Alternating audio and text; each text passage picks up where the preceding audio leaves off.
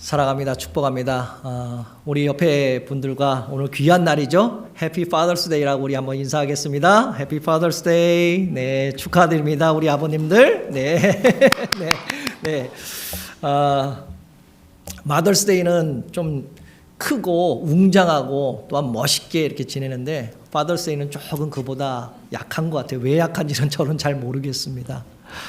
한 주간도 잘 계셨죠? 한 주간도 하나님의 은혜 가운데 또한 보살핌 가운데 잘 계셨을 줄 믿습니다. 오늘은 방금 말씀드린 대로 Father's Day입니다. 아버지의 날. 모든 세상의 아버지들께 정말 하나님의 크신 그 축복이 있으시기를 주님의 이름으로 축복합니다. 오늘 우리 소망장로교회 성도님들, 우리 아버님들, 성도님들 더욱더 큰 하나님의 영광과 은혜와 축복 속에 하루하루를 보내시기를 주님의 이름으로 다시 한번 축복합니다. 어제 토요일 날이죠. 어저께 제가 아침에 카톡으로 온 내용을 한번 소개하고자 합니다. 받은 분들도 아마 있을 거예요. 근데 저한테 이제 카톡을 보내주신 분이 있었는데요. 이 제목은 소중한 시간이라는 그 제목입니다. 제가 한번 읽어드리겠습니다. 어느 가족이 아버지 생신을 축하하기 위해서 그 생신 파티를 계획을 짰어요. 엄마는 아버지가 가장 좋아하는 음식을 만들기로 하고요. 큰아들은 집안 청소, 그 다음에 딸은 아버지 그 생신 파티를 위해서 집을 멋지게 장식을 이렇게 하기로 했습니다. 마지막으로 그 작은 아들은요, 아버지께 드리는 그 카드를 잘 만들기로 했습니다. 각자의 이 해야 할 일들을 이렇게 다 정해주고 하고 있었어요. 그러던 이제 마지막에 이제 생일날 아침이 되겠죠. 아침에 쫙 일어났습니다. 아버지는 여전과 이제 매일 똑같이 회사로 출근하게 됐죠. 엄마와 아이들은 이제 아버지가 회사로 출근하고 나니까 이제 분주히 자기의 맡은 그 일을 하나하나씩 이제 해 나가갑니다. 그런데 뜻밖에도 아버지가 평소보다 훨씬 일찍 집으로 들어온 거예요. 아직 우리는 준비가 덜 끝났는데. 그래서 아버지는 들어오면서 힘드니까, 덥고 힘드니까 이제 아내에게 여보, 나에게 물 한 그릇만 좀 떠다 주시오라고 말을 했어요. 근데 이 아내는 여보, 내가 좀 바쁘니까 당신이 좀 떠다 드시면 안 될까요? 라고 말합니다. 거실에 청소하고 있던 큰아들에게도 부탁을 합니다. 아들아, 저기에 있는 신라를 좀 나한테 좀 갖다 주지 않을래? 좀 내가 좀 신고 싶은데 갖다 주지 않을래? 그랬더니 큰아들 이렇게 대답하죠. 아빠, 저 지금 바빠요. 아버지가 갖다 신으시면 안 될까요? 할 수 없이 아버지는 물과 그 신발을 자기 손수 이렇게 했습니다. 아버지가 집안 여기저기 청소가 장식하고 있는 그 딸에게 이렇게 말합니다. 딸아, 내가 좀 아픈데 조금 안 좋은데 너가 내 담당 의사한테 전화를 해서 내 약을 좀 리필해달라고, 다시 좀 처방을 해달라고 전화 좀 해주지 않을래? 라고 했더니 딸은 이렇게 말하죠. 아빠, 저 무지 바빠요. 아빠가 직접 전화하시면 안 될까요? 아버지는 쉼없이 그래, 내가 할게 라고 2층 침실로 올라갔습니다. 2층에서 작은 아들이 자기방에서 무언가를 열심히 하고 있었어요. 그 모습을 보고 뭐하니? 작은 아들 뭐해? 이렇게 물어봤습니다. 아들 역시 아무것도 안 해요. 아빠, 나 지금 혼자 있고 싶으니까 문 닫고 나가 주실래요? 라고 말합니다. 그래서 아버지는 결국 혼자 자기 방에 들어가서 침대에 눕습니다. 드디어 저녁 때가 되어서 파티를 위한 모든 준비가 끝나서 이제 파티를 시작하려고 합니다.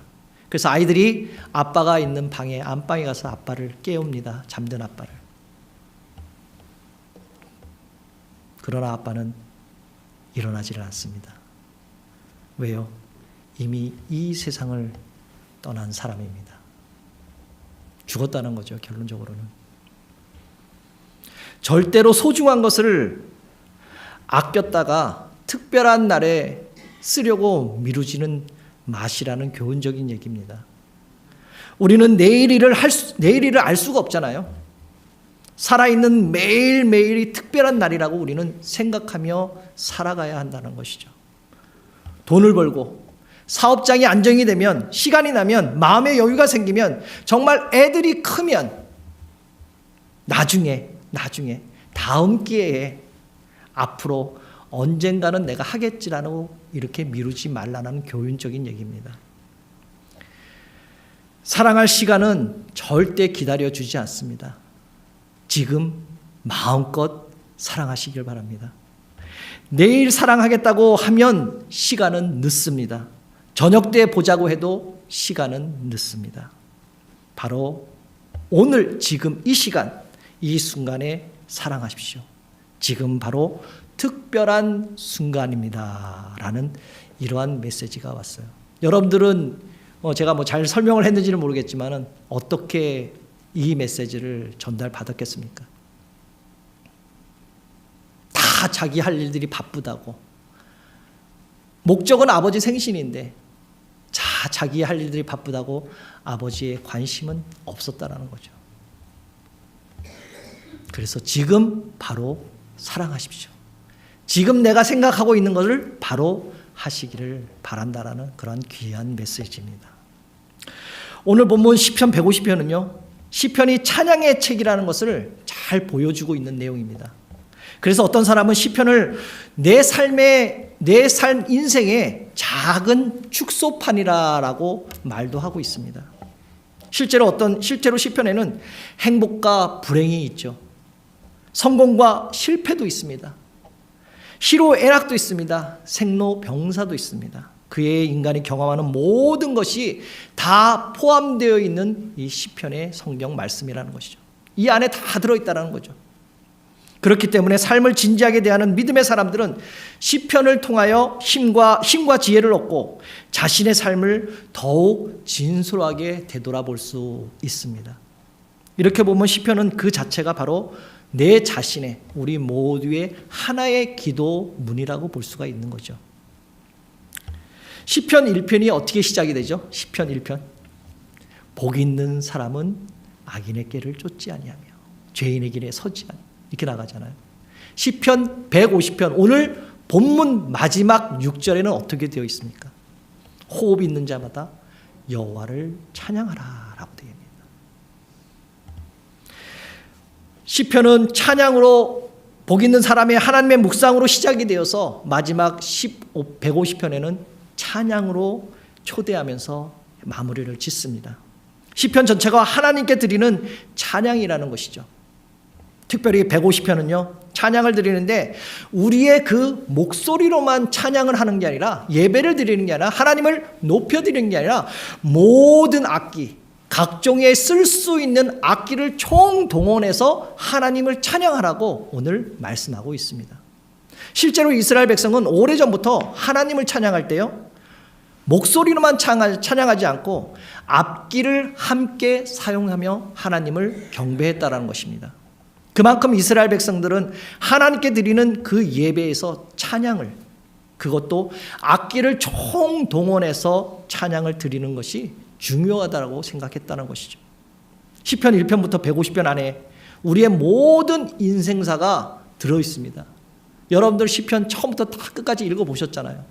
그 안에 나의 그 삶의 인생사가 다 들어있다는 것이죠. 시편은 저와 여러분들의 삶의 구체적인 영역까지 적용할 수 있는 그 인생의 스토리 한 편이라고 볼 수 있습니다. 하나님의 사람으로 우리가 태어나고 시작했잖아요. 그 인생을. 그 인생에는 별의별 일들이 다 있었습니다. 여러분들 울고 부르짖는 날이 하루 이틀이 아니었을 것입니다. 밤새 잠 못 자는 날도 아마 하루 이틀이 아니었을 것입니다. 이불 속에서 이불을 흠뻑 적시면서 눈물을 흘린 적이 참으로 많잖아요. 쓸쓸해서도 울고 외로워서도 울고 무섭고 두려워서 정말 분이 받쳐서 화가 나서 울 때도 참 많았습니다. 그렇죠? 네. 여러분들 그렇게 살았습니다. 다윗도 그렇게 살았다는 겁니다. 오늘 이스라엘 백성들이 오늘 그렇게 살았습니다. 우리 모두 그렇게 살았다는 것이죠. 시편마다 공통적으로 일어나는 일들이 있는데 모든 인생사 가운데 하나님께서 함께 하셨다는 것이죠. 하나님이 모든 상황 가운데 함께 계셨다는 것을 오늘 우리는 성경 말씀으로 통해서 시편으로 통해서 우리는 알 수가 있습니다. 그래서 언제나 하나님께 답을 찾았습니다. 하나님께 모든 것을 맡겨드렸습니다. 하나님께 내 무거운 짐을 다 맡겨드렸다라는 것이죠. 그리고 하나님께 마지막으로 간구합니다. 도와주십시오. 그런 인생에도 별별의 인생의 일이 다 일어났지만은 우리는 하나님의 은혜로 기적같이 지금까지 살아왔습니다.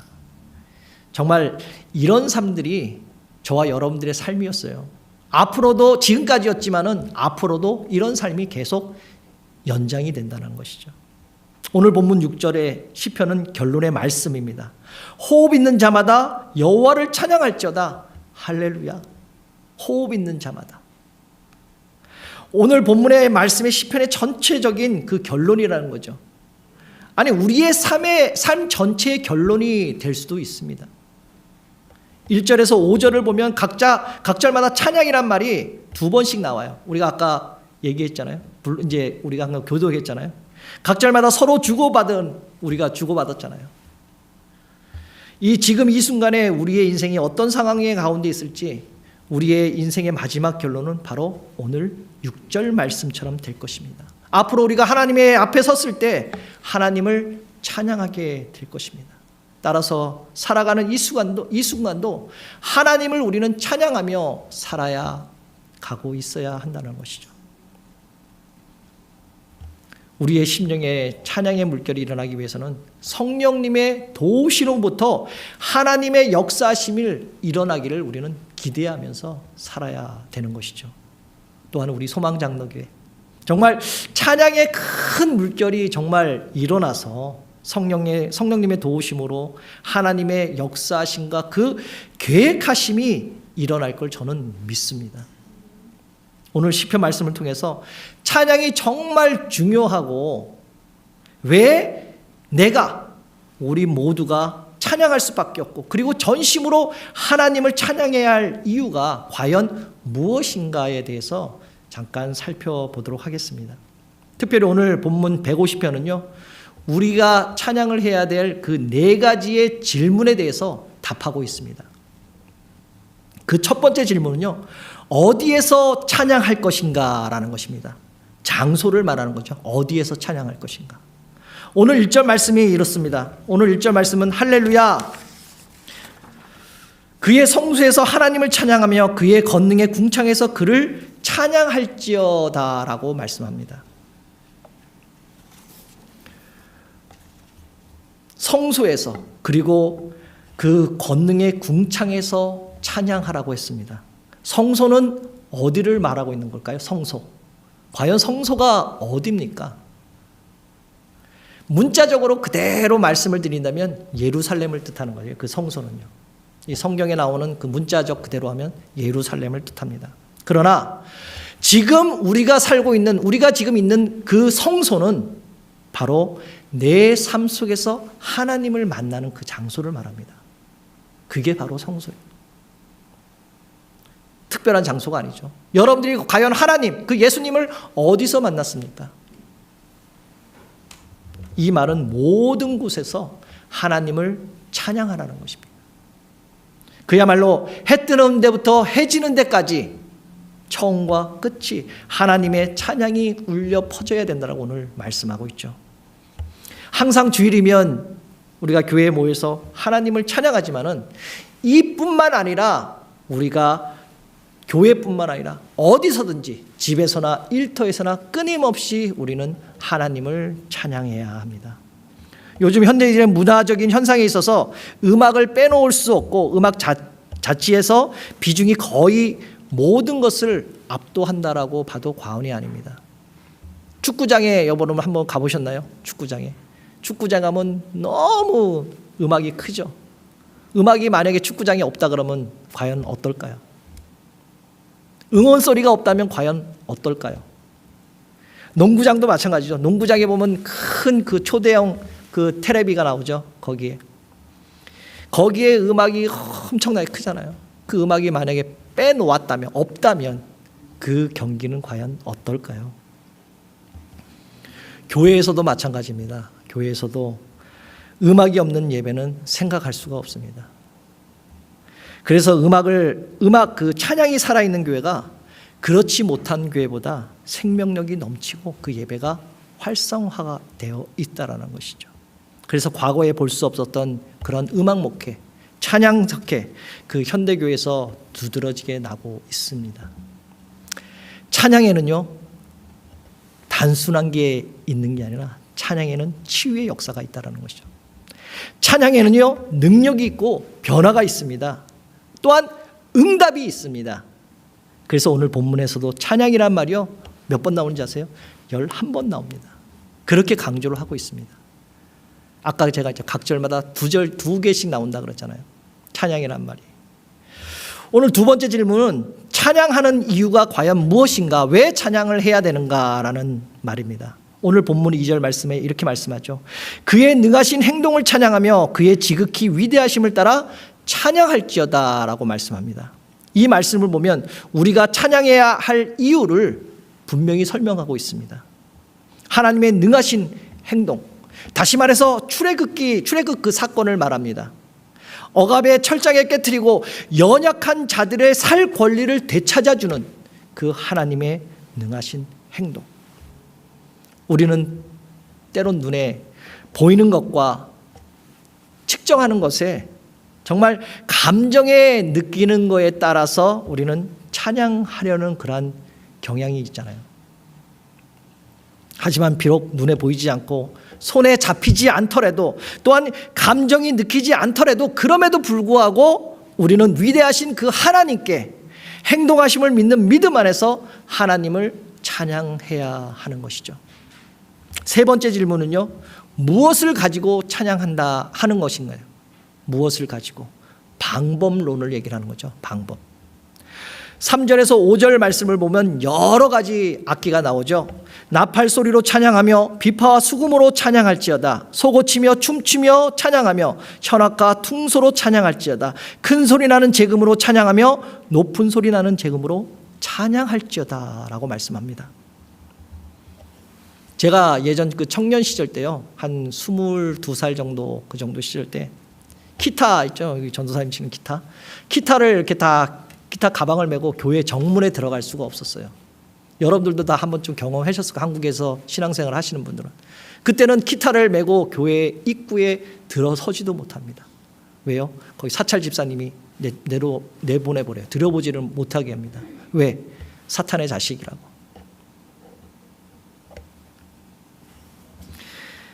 세속적인 그 악기라는 거죠.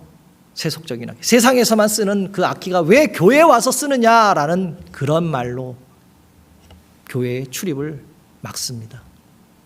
그래서 옆에 몰래 옆문으로 이렇게 살짝 들어가서요, 예배 드리고 기타 치면서 찬양하며 청년들과 함께 예배 드린 그런 기억이 납니다.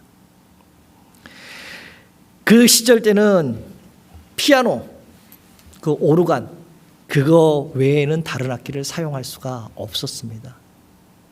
꼭 두 악기만 쓸 수가 있었어요.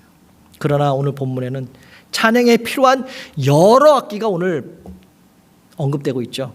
찬양은 올겐이나 피아노로만 반주하는 것이 아니라 우리처럼 점잖고 그냥 조용하게 불러야 되는 찬양이 아닙니다. 오늘 본문의 소고는요, 드럼이나 마찬가지. 드럼이 얼마나 크고 웅장합니까? 재금은 오늘 그 심벌지에 해당합니다. 뭐 이렇게 짱 치는 거죠. 쨍쨍 소리 나는. 춤추는 것은 우리가 지금 하고 있는 바디 워십을 말하고 있습니다. 10년 전 얘기인데요, 우리가 그 노래방에서 볼 수 있던 그 탬버린 있잖아요. 탬버린은 노래방에서만 쓰잖아요. 이렇게 탬버린. 실제 찬양에서도 저희는 썼어요. 저는 어떤 집사님한테, 그러니까 자매님이죠, 집사님한테 우리 함께 찬양팀의 연합 찬양 집회를 하는데 함께 좀 서자고 제가 권유를 했어요. 근데 그 자매님은 저는 노래보다 이 탬버린을 잘 칩니다라고 얘기합니다. 그 탬버린으로 무슨 찬양을 하나, 저는 그렇게 생각을 했어요, 그때 당시에.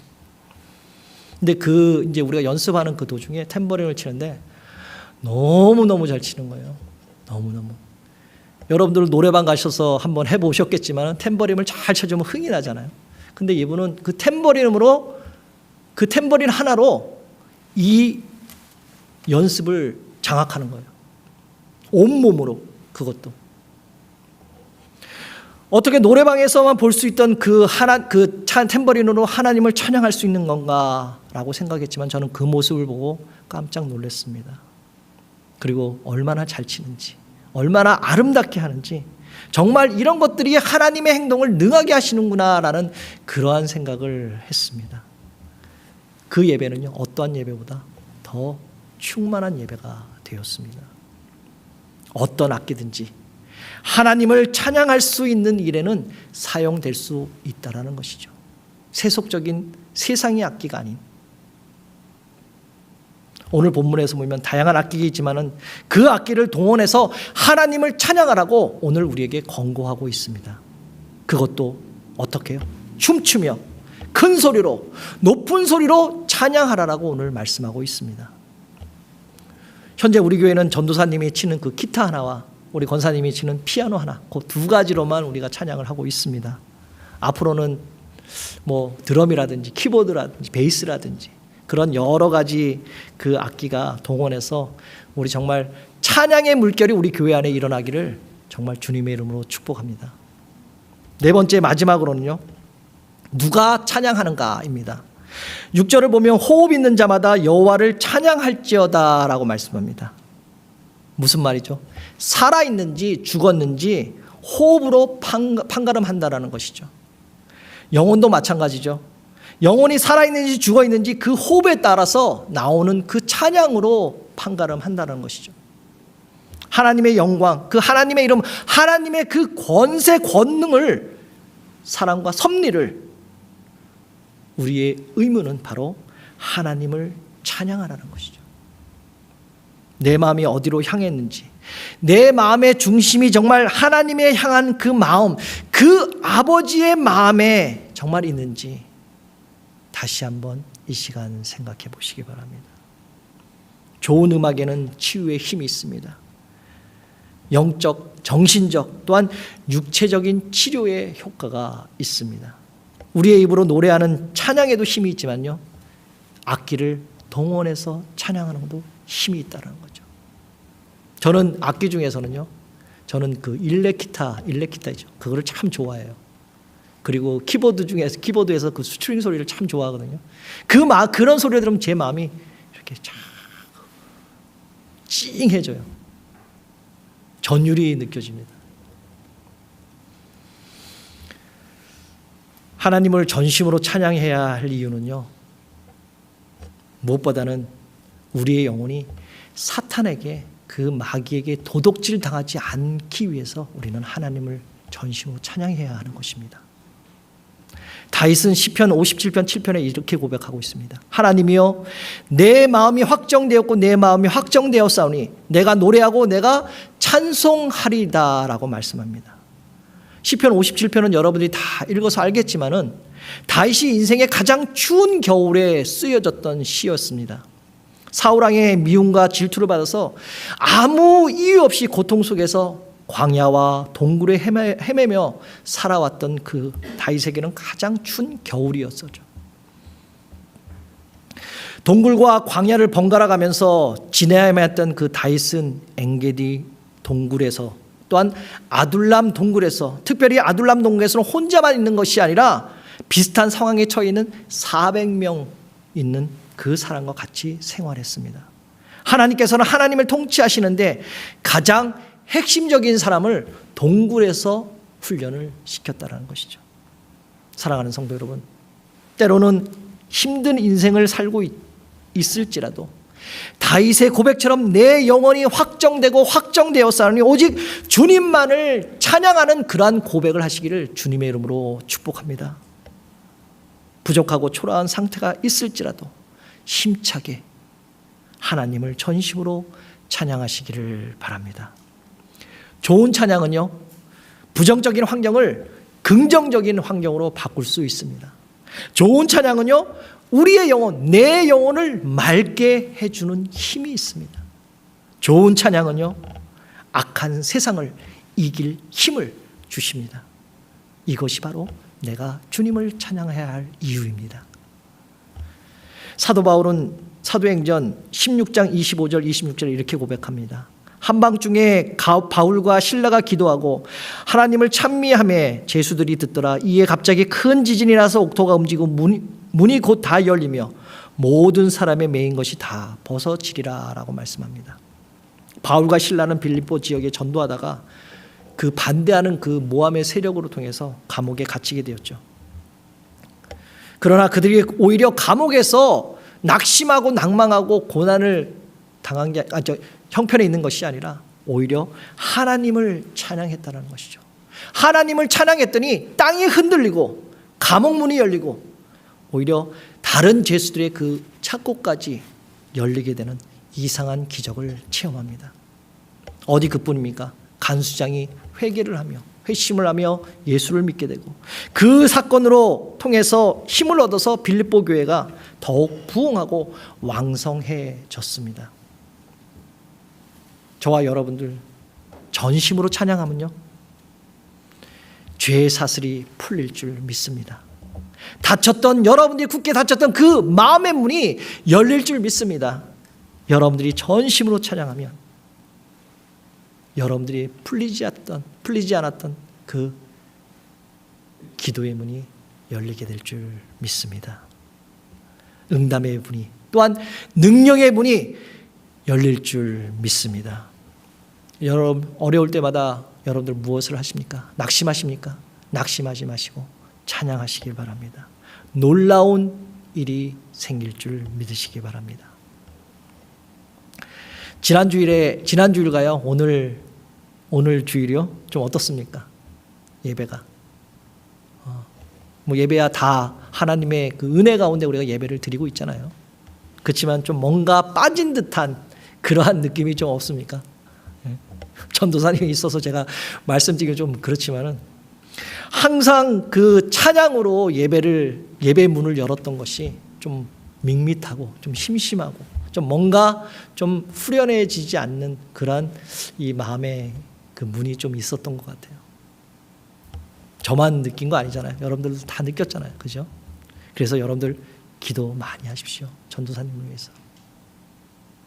저는 찬양을 해본 사람이잖아요. 찬양은 힘이 있습니다. 찬양은 여러분들의 마음을 바꿀 수 있습니다. 생각을 바꿀 수 있습니다. 여러분의 닫혔던 그 문을 활짝 열릴 수 있습니다. 찬양이 풍요로워요. 은혜가 충만해야 이 말씀도 좋습니다.